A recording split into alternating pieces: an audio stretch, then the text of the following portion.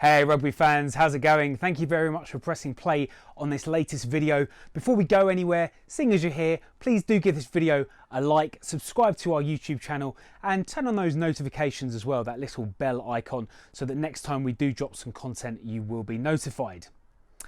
Now, we love a good breaking news story here on the Women's Rugby Show, and we have a great one here today. We have it on good authority that Irish Rugby, the IRFU, are going to tell their players that they can only play for the national team if they're playing their rugby in their own domestic league back in Ireland. Now, this is obviously due to the terrible COVID-19 pandemic that has swept the globe and affected everything that is sporting and non-sporting. We don't know if it's for men's and women's players, but obviously we're the Women's Rugby Show, so we are just going to be focusing on the women's side of things. So obviously Irish Rugby have got a huge few months ahead. There's the rescheduled Women's Six Nations and of course qualifying for the 2021 Rugby World Cup.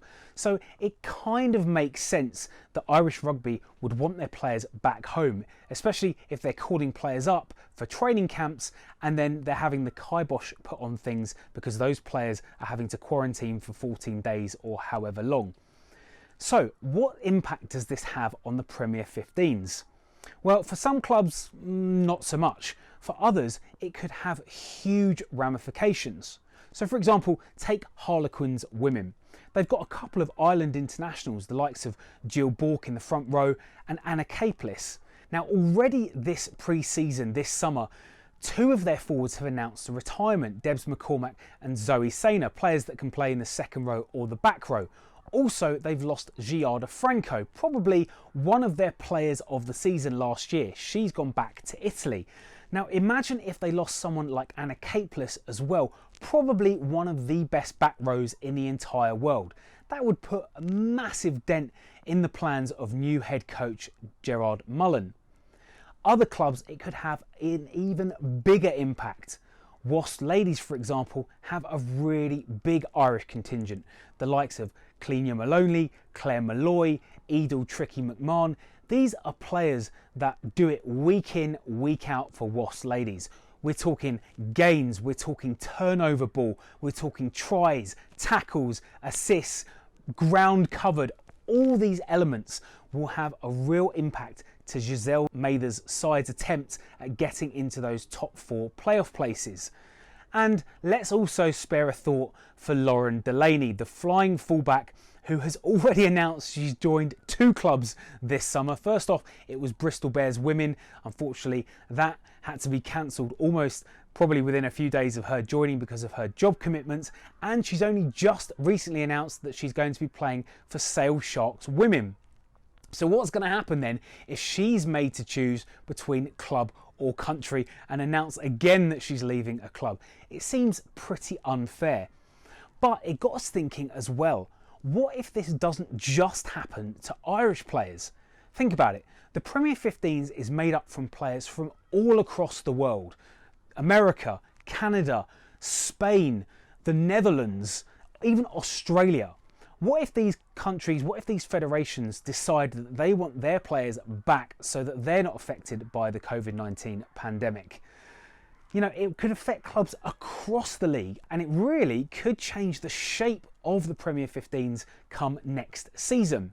Now we've thought about this some more and actually it could potentially work in two different ways. On one side of things, it could be a real positive for players from these shores, especially young players. They could get more game time, especially with the abolition of the Development League. However, on the other side of things, I don't know about you, but me personally, I love seeing players from across the world playing in this country. They bring different skill sets, different tactics, and in my opinion, it makes the league better overall. Now, one country that really could benefit from this is Wales. If you look at what's happened over the summer, there has been a huge influx of Welsh players coming across the border. Now, most of the players have played for clubs over in the west side of the country, northwest, southwest, West Midlands. So there's been probably around, now there's about 20, maybe a little bit less than 20 Welsh players currently plying their trade or going to be plying their trade in the Premier 15s. Bristol Bears women have loads, Gloucester Hartpury, Worcester Warriors women, I'm sure Exeter women will have some as well, and obviously there's a few in Sale Sharks women during their massive summer recruitment drive. So actually that could be a big benefit from them, especially if other players from around the world are jetting off. That gives them more game time, and it can only benefit them on the international stage in the long run. But how else will it affect your club? We would love to know. There are players, like I said, from all over the world playing in the Premier 15s at all the clubs up and down the country. So please comment below, let us know your thoughts. Which one of your players could potentially go? How could it affect your club? This could have a huge impact in the shape of England's top rugby league next season and beyond.